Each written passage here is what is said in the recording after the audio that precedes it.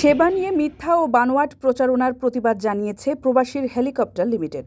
সোমবার বাংলাদেশ জামায়াতে ইসলামের আমির ডাক্তার শফিকুর রহমান দ্বিতীয়বারের মতো প্রবাসীর হেলিকপ্টারের সেবা নেন। ভাড়া বাবদ নির্ধারিত অর্থ প্রবাসীর হেলিকপ্টারকে তাৎক্ষণিকভাবে পরিশোধ করে তার দল।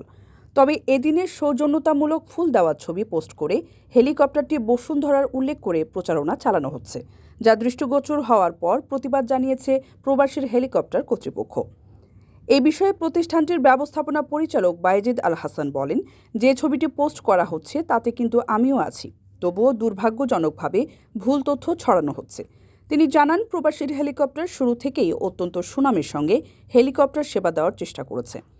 আমাদের আন্তরিকতা ও জরুরি সময়ে তাৎক্ষণিক সাড়া দেওয়ার কারণে অনেকেই বারবার আমাদের সেবা নিয়েছেন। বিভিন্ন রাজনৈতিক দলের নেতৃবৃন্দ ও সাধারণ প্রবাসী জরুরি প্রয়োজনে বিভিন্ন গন্তব্যে যান, তাদেরকে আমরা সেবা দিয়ে থাকি। আমিরে জামাত এর আগেও প্রবাসীর হেলিকপ্টার থেকে শহীদ আবু সাইদের কবর জিয়ারত করার জন্য সেবা নিয়েছেন। এবারও প্রবাসীর হেলিকপ্টার থেকে সেবা নিয়েছেন।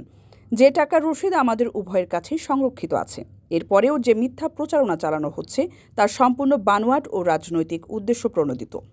ছবিতে বসুন্ধরার যে সাইনবোর্ডটি দেখা যাচ্ছে তার সাথে হেলিকপ্টারের এই ফ্লাইটের কোনো সম্পর্ক নেই। তিনি সবাইকে মিথ্যা প্রচারণা ও গ্রাহকদের বিভ্রান্ত না হওয়ার আহ্বান জানান।